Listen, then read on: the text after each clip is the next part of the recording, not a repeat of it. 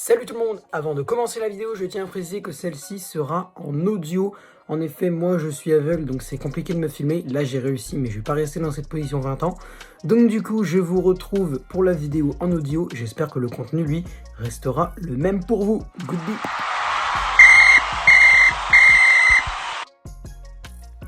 Salut tout le monde, c'est le football à l'aveugle. On se retrouve aujourd'hui pour le débrief de ce match entre Kawasaki et le Paris Saint-Germain, match qui s'est terminé sur une victoire du PSG. 2-1, une ouverture du score à la 32e marquée par Lionel Messi sur une passe décisive d'Achraf Hakimi. Et but à la 58e d'Arnaud Kalimuendo sur une passe décisive de Bernat. Mais je suis pas sûr que... Je sais pas si c'est Bernat, je crois que oui, mais je suis pas sûr de moi. Ou de Marquinhos, je sais pas, mais il me semble bien que c'est Bernat. Il me semble bien que c'est Bernat. Mais il y a eu aussi un but à la 84e pour Kawasaki Frontale, but signé Kazuya Yamamura, le milieu de terrain de Kawasaki qui est entré en cours de jeu, de même que environ 90% du banc parisien qui sont entrés sur cette pelouse de Kawasaki. Il y avait beaucoup de monde au stade de Kawasaki. J'ai pas le nom du stade de Kawasaki Frontale, mais il y avait beaucoup de monde, beaucoup d'ambiance aussi, et le match a démarré à 12h30. Alors, au niveau de la première mi-temps, on avait un 11 spécial cadre. Clairement, il y avait que des cadres, je pense. En dehors, bien évidemment, des recrues que le PSG acquérira lors des prochaines échéances mercato.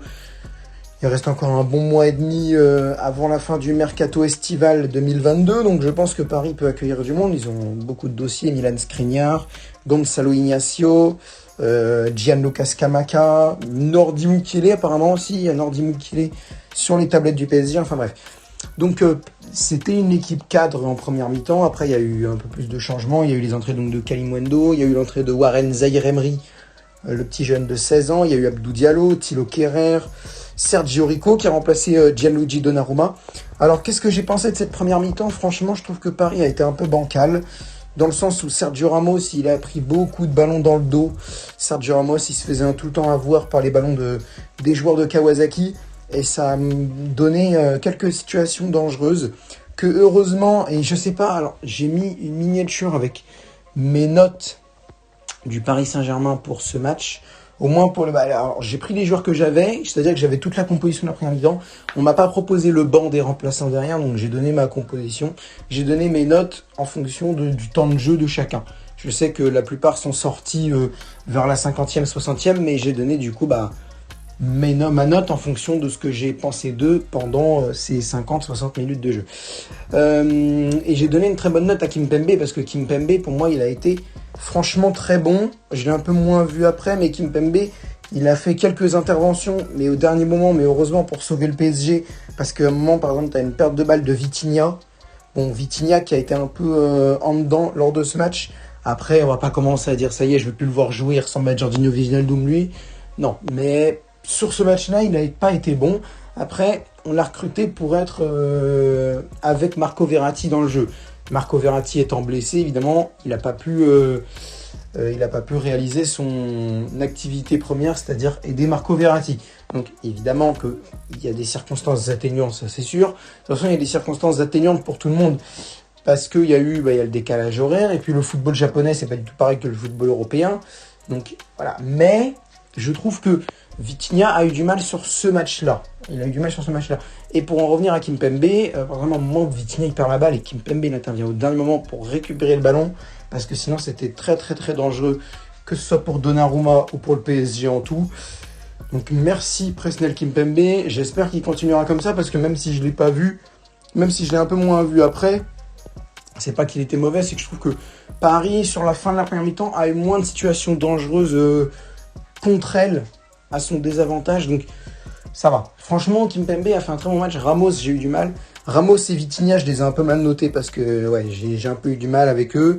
Nuno Mendes, je l'ai pas vraiment beaucoup vu. Achraf Hakimi a été pas si mal que ça. Il a mis en plus une passe décisive pour Lionel Messi. Pour arriver justement aux attaquants, Mbappé, il a fait quelques accélérations, et il est à l'origine aussi du but de Messi. Et puis je crois qu'il est aussi sur le but de Kalimuendo, il me semble, ou alors il est déjà sorti, je sais pas. Non, je crois qu'il est déjà sorti sur le but d'Arnaud Kalimuendo, qui a été très bien construit avec l'aide de Bernat et tout. Donc franchement, le deuxième but de Paris a été très bien construit, je trouve. Et Arnaud Kalimuendo a fait une très bonne rentrée. Si j'avais pu le noter, je pense que j'aurais mis entre 7 et 8. 7 ou 7,5. Je voulais pas, j'ai pas envie de noter vraiment beaucoup les joueurs. 8,5, 8 ou 8,5, j'aurais pu mettre... Si le match s'était fini au moment où Kimpembe avait stoppé ce ballon suite à la perte de balle de Vitinha, je pense que je lui aurais mis entre 8 et 9. Après, c'est un peu redescendu. Mais là, voilà. Franchement, Kalimuendo, j'aurais peut-être même mis 8. Il y a moyen que j'aurais mis 7,5 ou 8 pour Arnaud Kalimuendo parce qu'il a été super bon. Après, est-ce qu'il va rester au PSG? Je ne sais pas, étant donné qu'il y a Hugo Ekitike qui est arrivé et qu'il y a notre fantôme personnel Mauro Icardi qui continue à faire de la figuration et qui n'a pas envie d'avoir plus de temps de jeu parce que clairement en Ligue 1 il n'en aura pas selon moi. Il n'en aura pas beaucoup. Est-ce que Ekitike on l'a pas recruté non plus pour être sur le banc? Je pense. Donc Ekitike on compte sur lui. Moi je compte sur lui en tout cas. Je sais que certains supporters qui savent tout sur tout, qui sont les boss du game, qui je pense même ont des contacts secrets avec Galtier, ils disent lui il va rester sur le banc, mais qu'est-ce que t'en sais? Qu'est-ce que tu en sais? Enfin bref.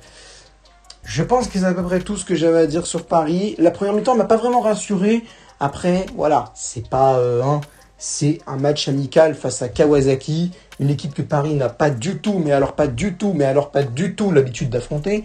Donc, on va pas s'emballer. C'est sûr, c'est un constat que la première mi-temps a été un peu difficile, que Vitinha a été nul, mais ça veut pas dire Vitinha c'est terminé, je veux plus te voir. Ça veut dire sur ce match-là, t'as pas été bon. Sur le match d'après, tu le seras peut-être. Surtout que Marco Verratti, j'espère que Marco Verratti reviendra quand même pour soit Urawa, soit le match face à Gamba Osaka. J'espère en tout cas, en sachant que moi je fais Gamba Osaka PSG lundi prochain. Ah, j'aimerais bien qu'il soit là. Ça c'est sûr. Bien sur ce, merci de m'avoir écouté. Dites-moi si la miniature a bien fonctionné. Dites-moi si la photo, si on voit bien toutes les notes. Parce que j'ai essayé aussi de faire. Il y a un outil de composition aussi pour faire les compositions avant que le match commence. Et alors, d'après les gentils commentaires du genre ah putain, heureusement que tu coaches pas mon club, toi. Donc tu vois, avec les gentils commentaires que j'ai reçus sur Twitter, je pense que en fait, déjà, j'arrive pas à changer la formation. L'outil ne veut rester qu'en 4-4-2, donc ça saoule un peu. Parce que moi, évidemment, moi le 4-4-2, c'est pas ce que je voulais. Moi, je voulais être un 4-3-3. Et donc, voilà. Mais je pense que c'est un peu mal foutu ce que j'ai voulu faire. Et je pense que les joueurs sont un peu dans des mauvaises positions. C'est pour ça que j'ai reçu de très gentils commentaires dans le genre « Heureusement que tu coaches pas mon club, crétin ». Voilà. Donc, de très gentils commentaires que je me suis empressé de m'en foutre, en fait. Je m'en fous un petit peu. Beaucoup. Du coup, n'hésitez pas à me dire si tout est bien là, si on a tous les notes des joueurs ou s'il y a un problème encore une fois. Mais normalement non, je crois que d'après ce que VoiceOver m'a dit, cette fois c'est bon. Mais je pense que l'outil de composition, je vais le laisser tomber. Parce que j'ai pas envie d'être en 4-4-2 à tous les matchs en fait. J'aimerais bien pouvoir titulariser quelqu'un d'autre. Enfin bref, merci de m'avoir écouté et je vous retrouve bientôt pour une nouvelle vidéo, normalement, peut-être samedi, je ferai le débrief d'Urawa PSG, bien entendu. Et samedi à 17h, je fais le match amical Guingamp-Brest. Il sera pas sur StreamYard, il sera sur Streamlab, donc on ne verra pas à l'image. Ce sera écran noir complet. Et après, à 20h30, donc 21h début du match, France-Pays-Bas, qui cette fois sera sur StreamYard. Donc là, vous pourrez me voir à l'image et venir en direct parler de cette rencontre France-Pays-Bas. Quart de finale de l'Euro féminin avec moi. Merci de m'avoir écouté.